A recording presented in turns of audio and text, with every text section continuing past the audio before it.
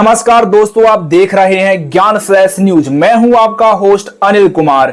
नेपाल से बड़ी खबर सामने आ रही है। सोशल मीडिया बैन के खिलाफ शुरू हुआ विरोध अब बड़े पैमाने पर हिंसा में बदल गया है। संसद पर हमला, 19 लोगों की मौत और सैकड़ों लोग घायल।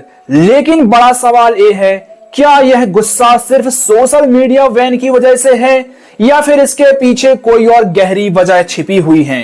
दरअसल नेपाल सरकार ने हाल ही में फेसबुक, व्हाट्सएप और इंस्टाग्राम जैसे सभी सोशल मीडिया ऐप्स पर रजिस्ट्रेशन का आदेश दिया था और एक हफ्ते बाद सरकार ने सभी ऐप्स पर पूरी तरह से बैन लगा दिया।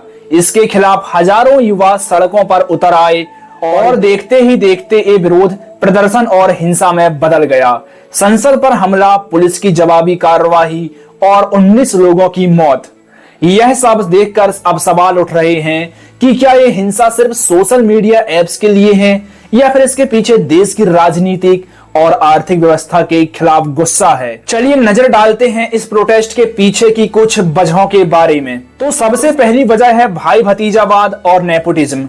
नेपाल सरकार पर लंबे समय से नेपोटिज्म के आरोप लगते आ रहे हैं। नेताओं के परिवार और बच्चों की आलीशान लाइफ स्टाइल और सोशल मीडिया पर ट्रेंड करने लगी थी। हाल ही में नेपो बेबी कैंपेन ने युवाओं के गुस्से को और भी ज्यादा हवा दी थी।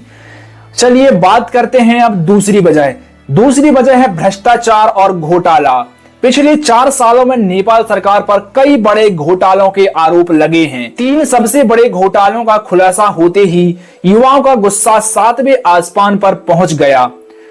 नजर डालते हैं अब तीसरी वजह। तीसरी वजह है बेरोजगारी और महंगाई। नेपाल में बेरोजगारी दर 10.71 तक पहुंच चुकी है। वहीं 20% लोगों के पास ही 56% संपत्ति है, जिनमें कई राजनेता भी शामिल हैं। महंगाई की मार झेल रहे युवा अब सरकार से नाराज हैं। बात करते हैं अब चौथी वजह की। चौथी वजह है भारत से दूरी और चीन से नजदीकी।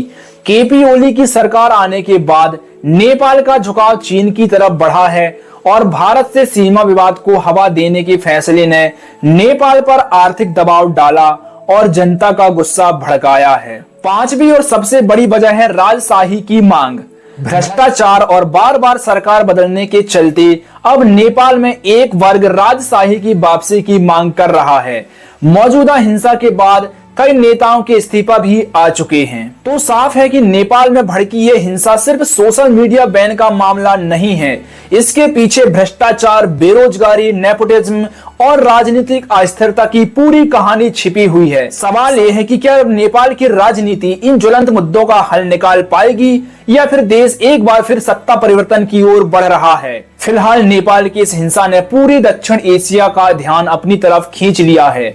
आगे हालात किस ओर जाते हैं ये देखना दिलचस्प होगा। आप क्या सोचते हैं, क्या नेपाल की ये लड़ाई सिर्फ सोशल मीडिया बैन के खिलाफ है या सिस्टम से नाराजगी का नतीजा है? हमें कमेंट करके जरूर बताइएगा और यदि आप चैनल पर नए हैं तो चैनल को सब्सक्राइब करना ना भूलिएगा। वीडियो को लाइक और शेयर जरूर कीजिएगा।